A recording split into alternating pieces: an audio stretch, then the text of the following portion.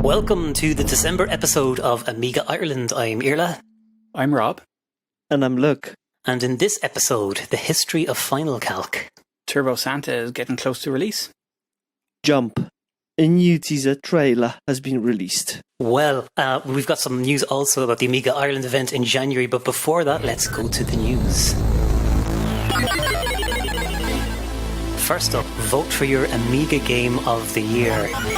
Now, at the moment, you can visit opinionstage.com, and we have the link for that here, where Indie Retro News are running a vote for the Game of 2021, and they have a long list of games, actually one which includes one of my favourites are Art Paz.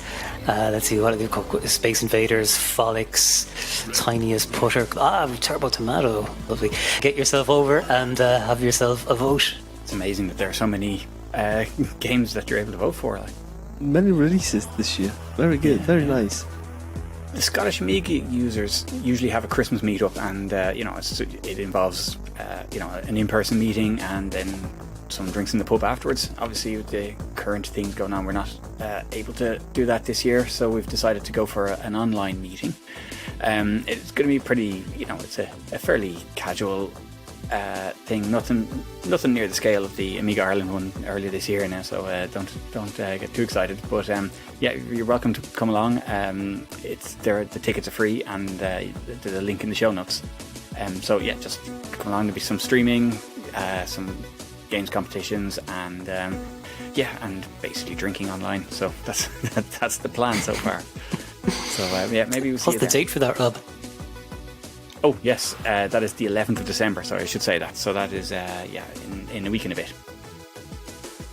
Nice, 11th of December. Excellent, good to know. Iris 1.0 has been released. It's a first non-beta version of the MorphOS email client. It's really, it's a really nice and modern IMAP-based email client for MorphOS. It combines several contemporary technologies like WebKit, OAuth 2.0, Objective-C++, and many, many more. It really feels snappy, it's quick, and it's modern. It's a must for MorphOS users. The Amiga Mini, I know this has kind of been in the news quite a bit over the last while since it was announced, but the production was started on that a few months ago.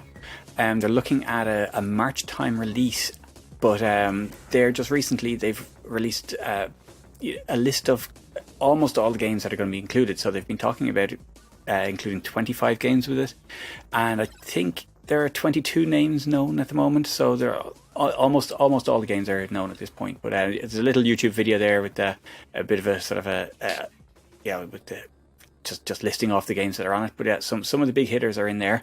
Some less big hitters, but it's worth a look if you're interested in this little machine that's going to come out hopefully next year.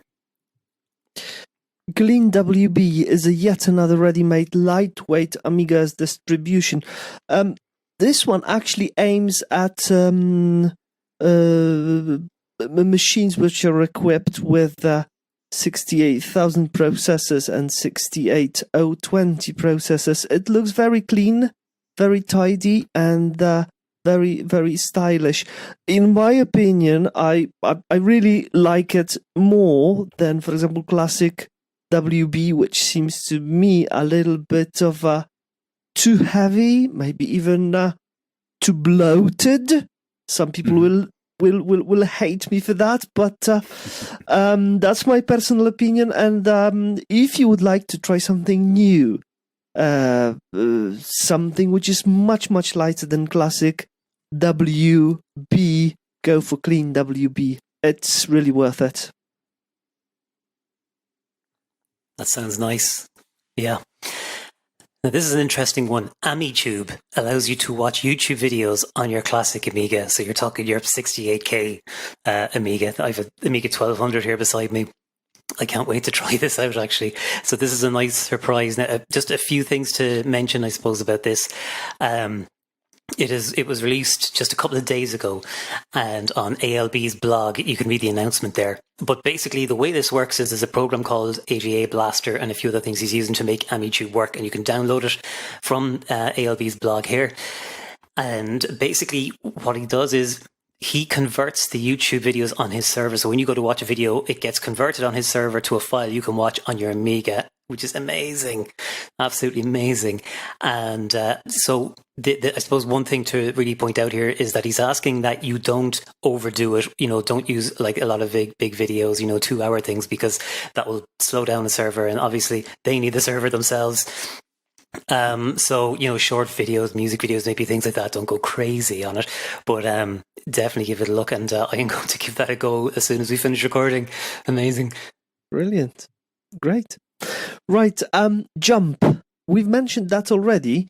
The pre-order has just started for this absolutely brilliant game. Jump is a 3D arcade game. The little ball jumps through tunnels in galaxies full of traps and puzzles to reach and destroy the secret base. The game is made by the people of the 90s Amiga game demo scene. It's absolutely brilliant. The graphics, the music,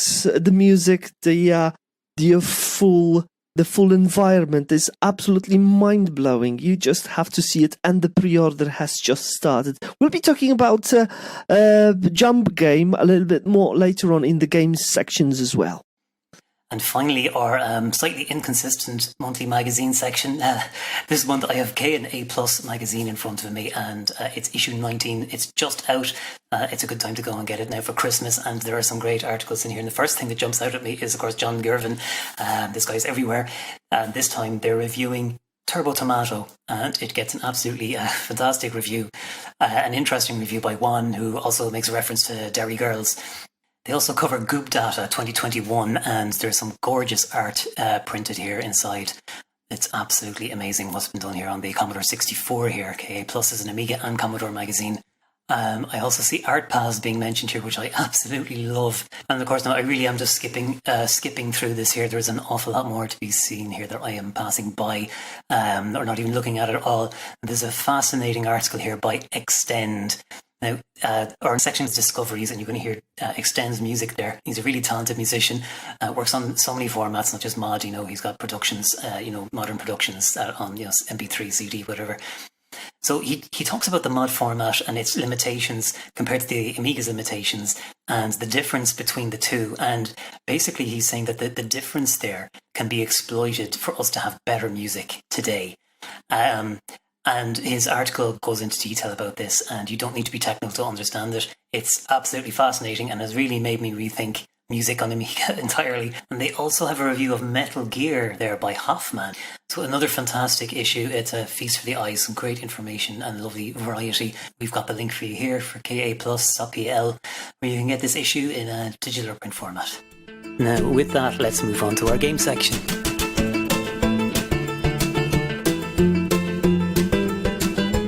Attack of the Petsky Robots is an action-adventure game ported by Vesa Haltunen, and some footage of this has been released for the Amiga, and this is again on Indie Retro News, and I have to say they are very sweet graphics. I really like the look of it.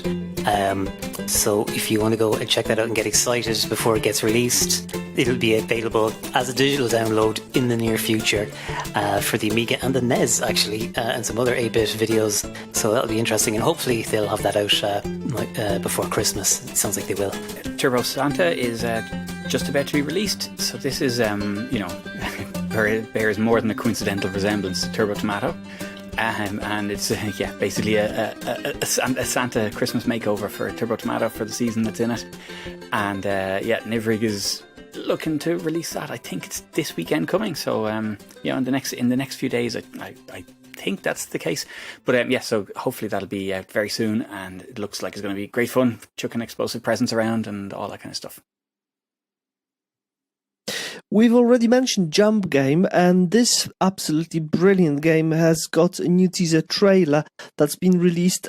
Quick mention of a notion about that is the game has 28 levels, 5 music tracks, Brilliant resolution of 320 by 256 in 256 colors. And the new trailer has some brilliant additional effects. You just have to see it. The requirements are just pure A1200 with at least 6 megabytes of fast RAM. I really encourage you to see the trailer, as it is absolutely mind-blowing. It's absolutely brilliant, you know. You just have to see it. And if you haven't pre-ordered it, just do it now. You really won't be disappointed. Okay, well, that is our game section for this month. Let's move on to discoveries. Now, Final Calc is a really nice spreadsheet application on classic Amiga. It's been around for a long time, and I've been experimenting with this and seeing about. I've been looking into cross-compatibility between modern computers and the Amiga to see, can I convert the files? How much information gets conveyed if I send it across? So if I'm making basic spreadsheets, like most of us make basic spreadsheets, we do timetables or some basic sums, I'm adding up expenses and stuff like that, doing some accounts, and that kind of stuff actually translates quite well. Along the way, anyway, of finding what does and doesn't exchange between, I think it was LibreOffice I was running on Ubuntu, and I was running Final Calc here, and I was finding ways to exchange information, got a certain amount to go back and forth.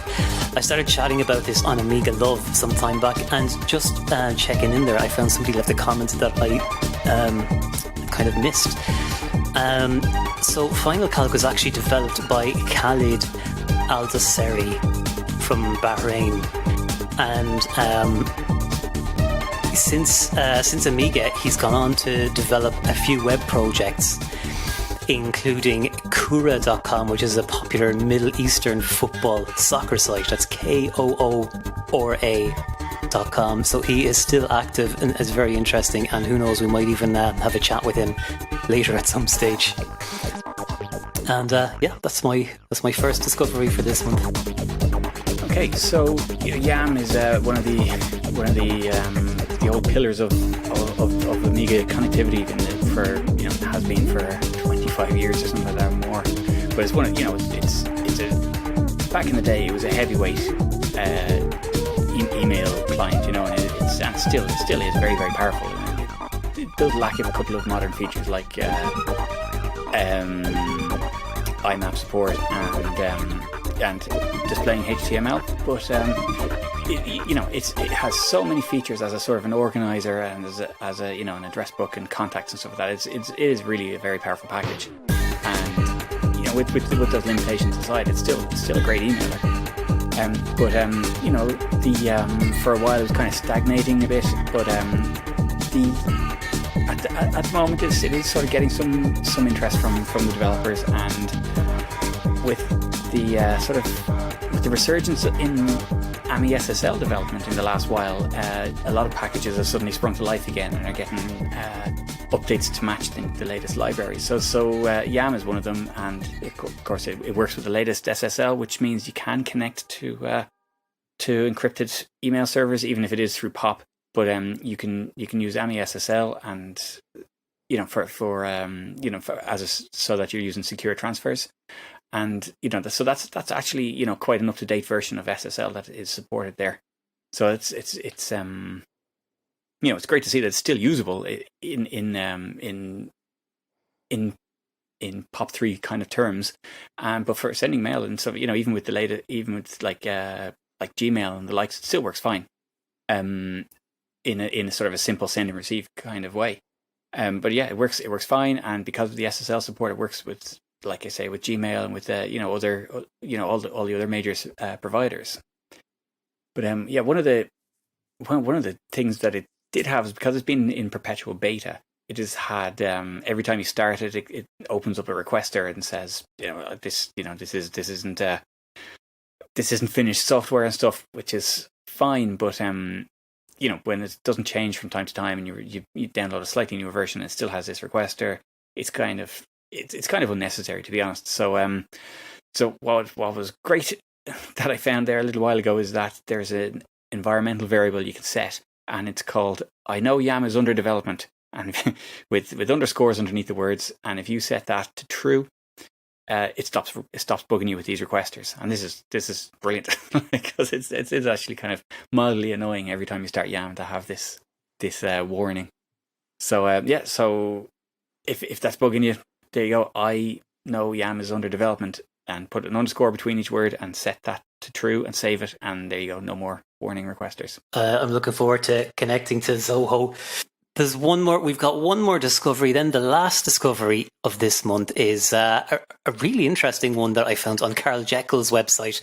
So if you visit jekyll.ie, spelled jeacle.ie,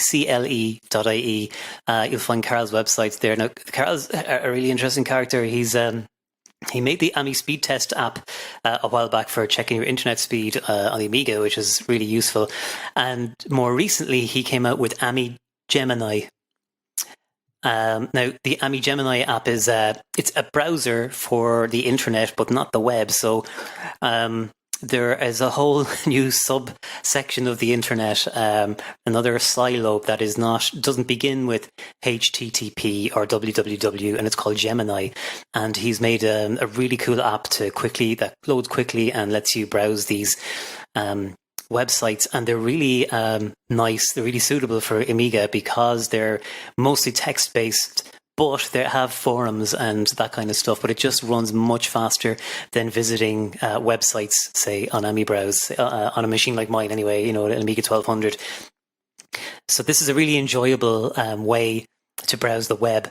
Now, another thing I found out about Karl is that he wrote a book called Amiga Surfing, all about connecting to the internet, what devices, what hardware you might need, how to decide which one to buy, setting things up. I think he used, I'm trying to remember, what did he use to connect?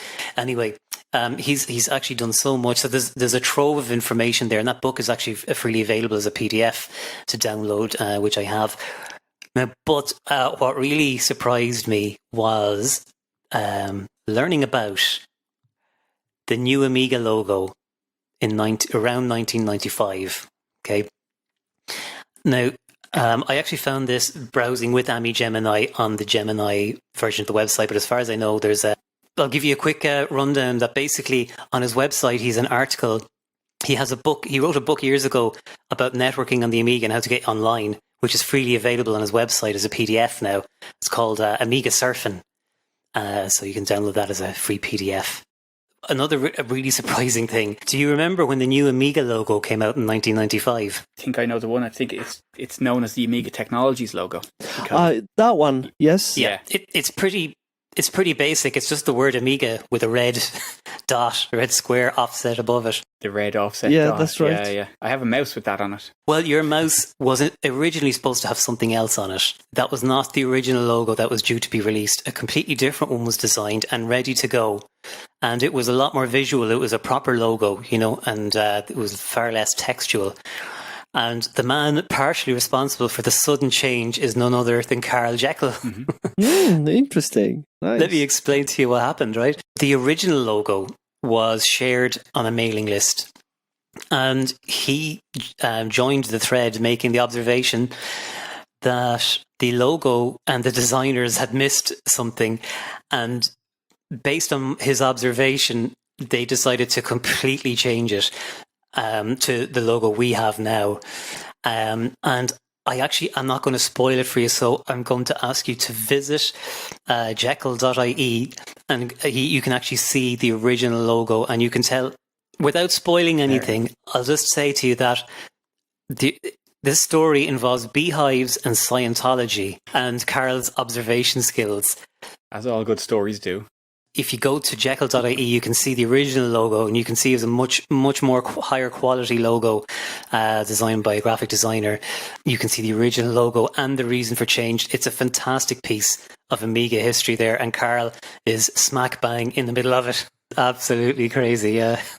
Right, it's time to go to our internet section. Formerly known as the eyebrows section, but now that we have also got Amiga Gemini, I suppose it's time to expand a little bit. Ifconfig.io. This is a eyebrows friendly website you can visit. And the reason I came across it is I was thinking about how I'd go about having my modern website be able to recognize somebody visiting on a really old browser like on an Amiga, and then decide, okay, I'm going to give them this much lighter version of the website. And so that basically there's two websites, because I was thinking about doing that for amigausers.ie. So if somebody is coming and the website knows, oh, this is eyebrows on a rusty Amiga 1200, it'll deliver a much lighter and faster web experience. So the way you do that as a web developer is to code your site to recognize eyebrows, but what exactly do you tell it to look for eyebrows? Well, when you visit ifconfig.io, it tells you all the information about the browser you're currently using. You can just copy that text out and paste it in to your website in the section where you recognize browsers and decide to behave differently for them. If you were a developer back in the 90s, you'd be doing plenty of this for Internet Explorer at the time. It was quite a headache. So so it'll give you your user agent and all the details you need. The website loads in under 5 seconds on eyebrows on an Amiga, which is pretty cool, and gives you loads of things like your IP address, your port, the language the browser is set up to, and like I said, the user agent string. Very handy. Next thing is an eyebrows-friendly blog that you can actually register a free account. It goes by the address of http small.pub, like pub. And Small is a tiny blogging service. It's got actually web interface and some sort of a shell to manage your posts. It's accessible from Web, Gemini, and Gopher. It can storage your for your images. You can write custom CSS for the web and attach your custom domain with SSL. Export your posts. It's pretty quick. It's clean. It's very nice, and it's got no JavaScript, no ads or tracking technology, which is great. And of course, it works on eyebrows. So you can start your journey with your journal on the Smallnet with small. Nice. Very nice.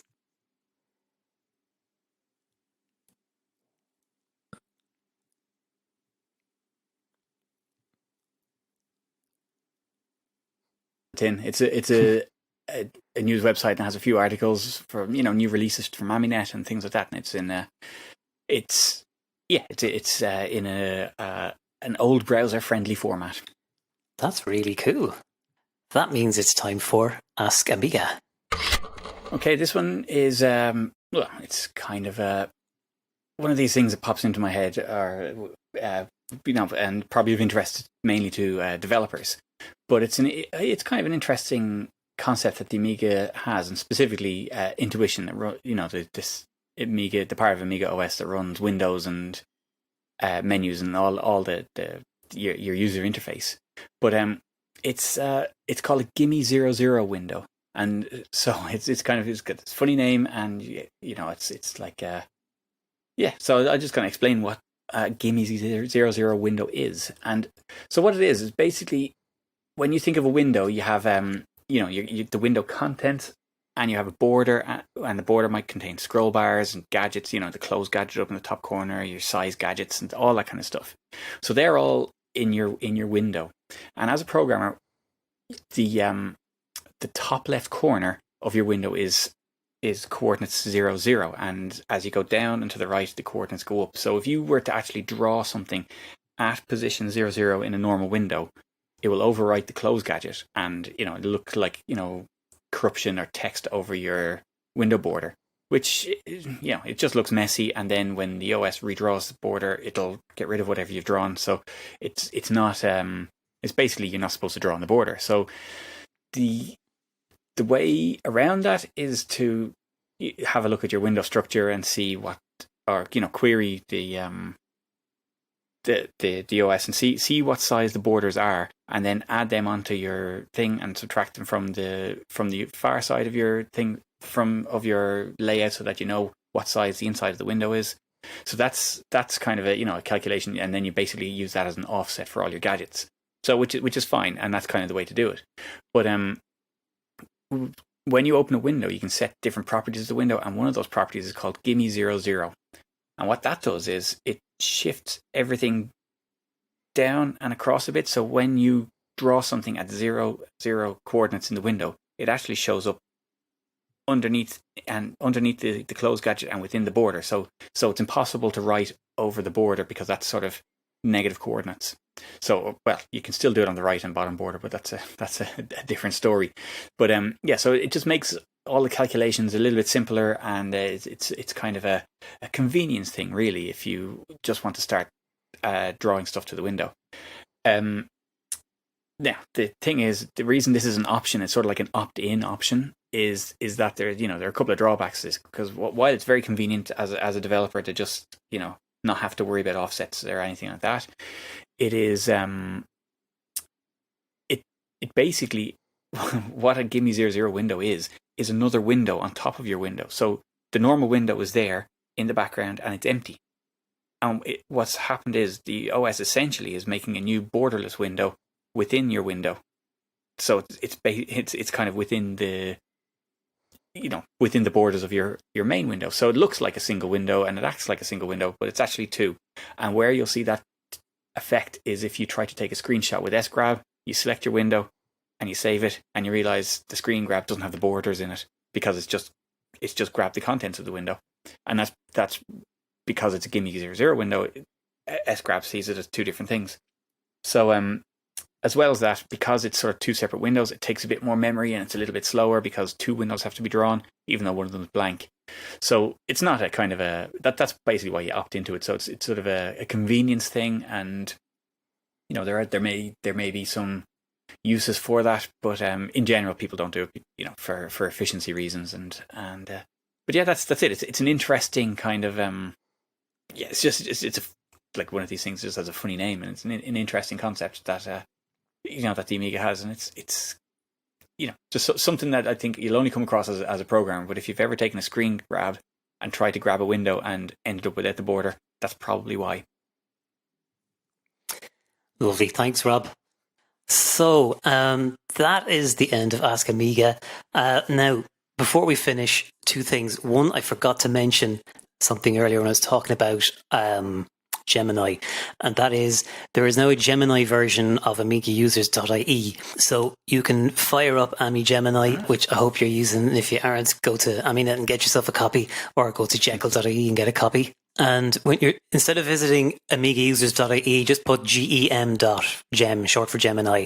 So visit gem.AmigaUsers.ie on your Gemini browser, and you'll get a completely different experience and version of the site. And at the moment, it's got the front page information. It's got some highlights of Amiga news that's going on, and news from around the country, actually. In general, as well as events that are going on in different parts of Ireland for the coming 2 weeks for all kinds of different things. There's actually quite a bit to go and check out there if you want to go and have a look. So that's the first thing I wanted to say. Finally, we get to talk about the event Amiga Ireland. So the event is happening on the 29th of January, and as you are listening to this now, you can go to Eventbrite and book tickets, and the link is in the show notes here. Now, the event is going to be a bit different this year. We're assuming that the latest restrictions are going to be as severe as they're going to get. There may be kind of travel requirements for people coming from overseas, flying in, such as, evidence of having passed some kind of COVID test or something like that. So if you're flying in, you would just need to check that.